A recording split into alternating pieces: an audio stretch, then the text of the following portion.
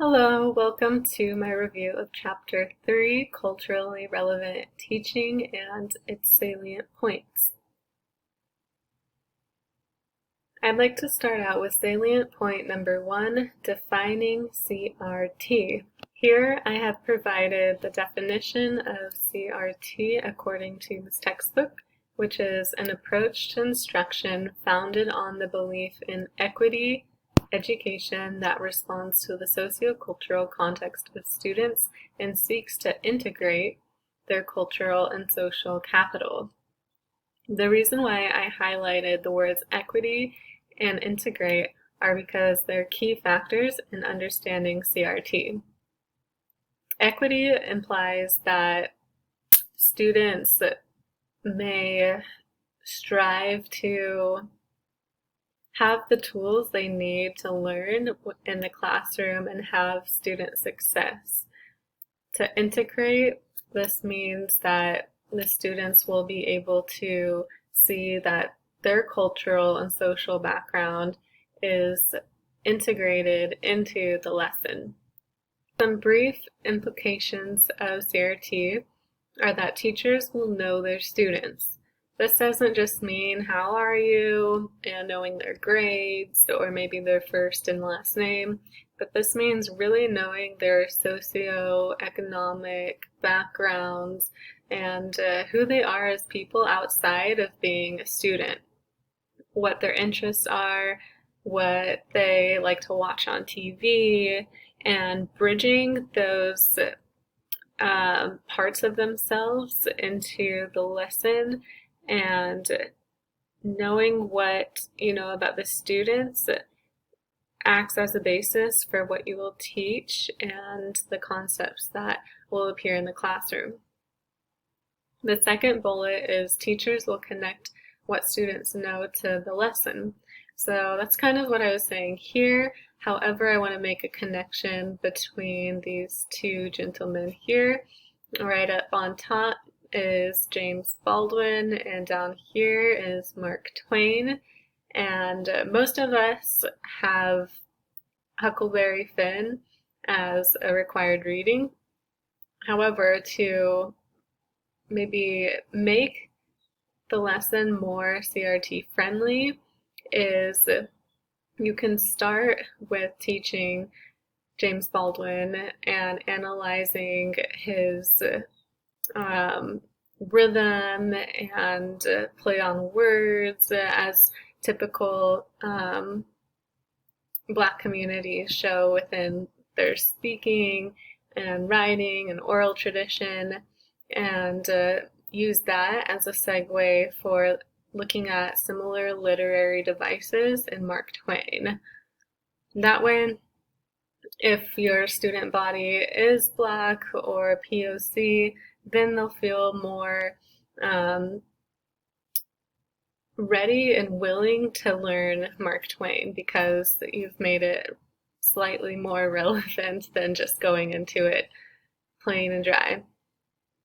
The last point is teachers will explore various approaches to learning that include cultural viewpoints and communication styles. This third point I want to talk a little bit more of as a segue into salient point number 2, which is applying CRT and looking at case studies.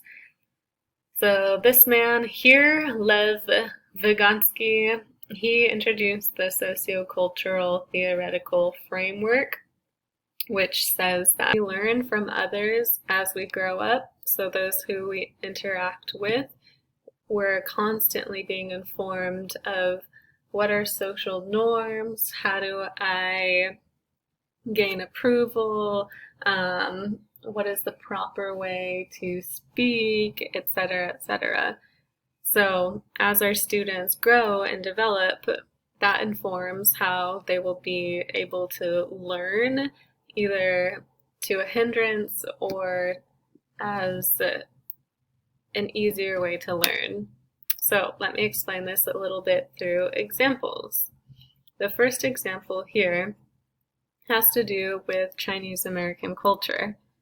So Chinese Americans will typically bring gifts over to a friend's house, and they might bring 5 oranges, but never 4, because 4 sounds like the sound for the Chinese word of death.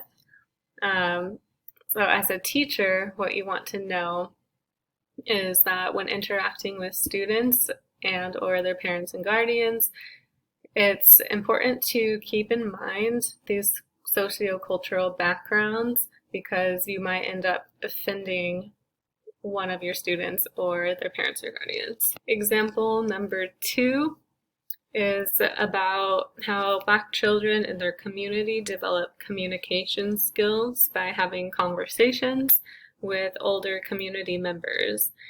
Typically, they learn to tease, defy, and outwit others. So scholar Carol Lee builds on students' knowledge of these communication skills in developing student literary abilities, and suggests having presentations be a mode for showing what the student has learned.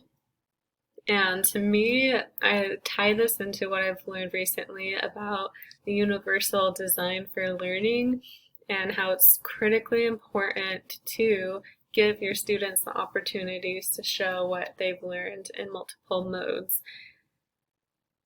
Example number 3 is about children in Brazil. This case study showed that in Brazil, there were these 10 to 12-year-old candy sellers, and because inflation was constantly changing, these children needed to know how to mathematically change numbers so that they can provide the correct change to people and collect the correct amount of money. What this highlights in CRT is that we need to teach what functions best in a specific community. So if we're teaching something, say, about penguins in our classes in San Diego, we have to find a way to make that relevant. Perhaps we could go to SeaWorld or the zoo, but what would be more natural to study would maybe be wildcats or coyotes, because we have them so rampantly in our community.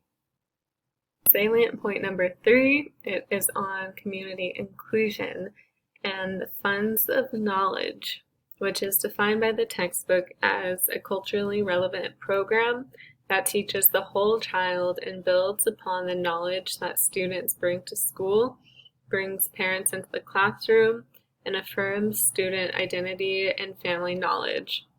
The reason I use this symbol of a bank with money going into it is not only because funds reminds me of money, but the bank kind of acts as the brain, and the money acts as informational input given by parents, community members, culture, etc.